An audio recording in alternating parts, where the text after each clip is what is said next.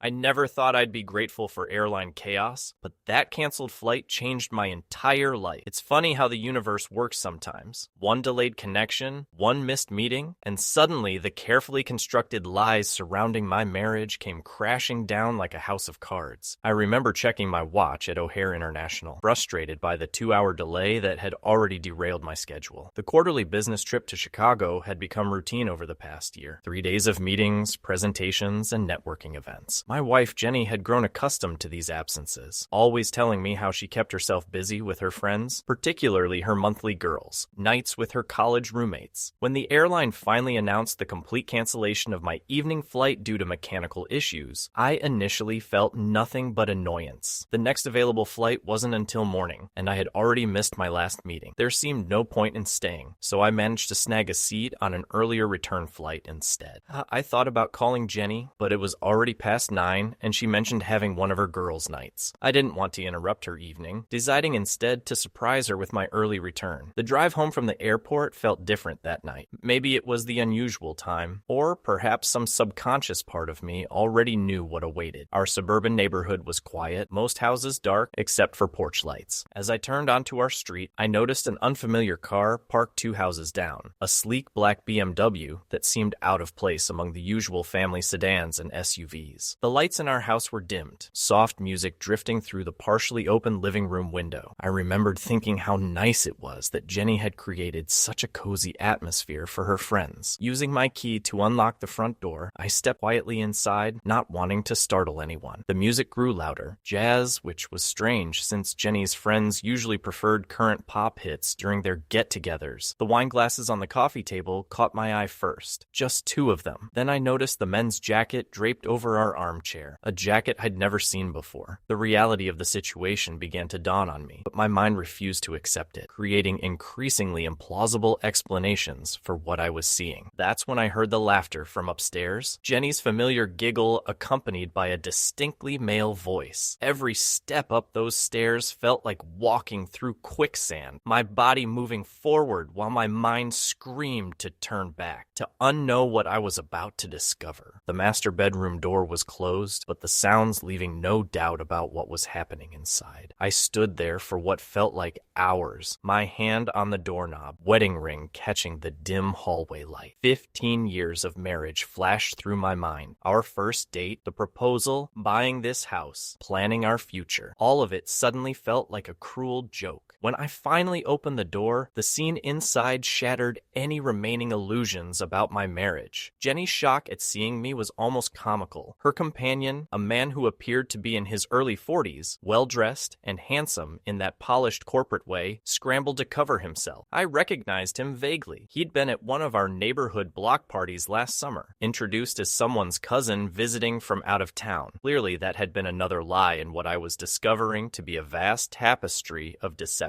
The confrontation that followed was surprisingly quiet. No shouting, no violence, just the cold, devastating exchange of truths that had been hidden for months. Jenny's girls' nights had been a cover for her affair with this man, Michael, I learned his name was, for nearly a year. They'd met at her yoga studio, where he taught advanced classes on weekends. Their relationship had grown from innocent flirtation to emotional intimacy to physical betrayal, all while I traveled for work, trusting and oblivious. The most painful part wasn't the physical infidelity, though that cut deep, but the elaborate deception that had surrounded it. Jenny had created an entire fictional social calendar to facilitate her affair. Her friends, the ones I thought she was spending these evenings with, had no idea they were being used as alibis. Some of them were mutual friends, people we'd known for years, who would now be caught in the fallout of her deception. As I stood there in our bedroom, watching them dress hurriedly and awkwardly, I felt strangely calm. The anger would come later, along with the pain and the questions and the sleepless nights. But in that moment, I experienced an almost otherworldly detachment, as if I were watching a scene from someone else's life unfold before me. Michael left first. worst, mumbling apologies that sounded rehearsed and hollow. Jenny tried to follow him, but I quietly asked her to stay. We needed to talk, to understand how we'd reached this point. The conversation that followed lasted until dawn, revealing cracks in our marriage I hadn't even known existed. She spoke of feeling lonely during my business trips, of craving emotional connection and excitement. I listened, trying to comprehend how the woman I'd loved for 15 years could become such a stranger. The following days were a blur of painful revelations and difficult decisions. Our friends reacted with shock and dismay when the truth came out. Some took sides, others tried to maintain neutrality, but our social circle would never be the same. Jenny's closest friends felt betrayed themselves, having unknowingly been made complicit in her deception. The hardest part was telling our families. My parents, who had always treated Jenny like a daughter, devastated. Her parents seemed more embarrassed than surprised, leading me to wonder if they had suspected something all along. The ripple effects of her affair touched every aspect of our lives, forcing everyone who knew us to reevaluate their own relationships and assumptions. In the weeks that followed, Jenny moved out to stay with her sister. She suggested counseling, claiming she wanted to repair our marriage, but I couldn't shake the feeling that she was more sorry about being caught than about the affair itself. The careful planning, the elaborate lies, the countless opportunities she'd had to end it or confess, all pointed to someone who had been comfortable living a double life. Looking back now, I realized that the canceled flight was a blessing in disguise. How many more months or years might I have lived in ignorance, planning a future with someone who had already chosen another path? The discovery, painful as it was, allowed me to face the truth and begin rebuilding my life on honest foundations. It's been 18 months since that night. I've sold our house, unable to sleep in that bedroom anymore, and moved to a different neighborhood. Jenny and Michael didn't last. Their relationship crumbled once it was exposed to daylight and real-world pressures. She's reached out several times, suggesting we try again, but some betrayals can't be undone. The experience has changed how I approach relationships and trust. I'm dating again, slowly and cautiously, but I'm more attuned to the small inconsistencies that I once would have ignored. Not in a paranoid way, but with a healthy awareness that trust should be earned rather than blindly given. If you're watching this and have ever experienced the shock of discovering infidelity, know that survival is possible. The pain doesn't disappear entirely, but it does transform into something manageable, even instructive. Share your stories in the comments below. How did you discover the truth? How did you move forward? Your experiences might help others who are just beginning their journey of healing. Don't forget to subscribe to our channel for more real-life relationship stories that remind us we're not alone in our struggles. Hit that notification bell to stay updated with new stories of love, loss, betrayal, and recovery. Sometimes the most devastating discoveries lead us to the most important truths about ourselves and what we deserve in life.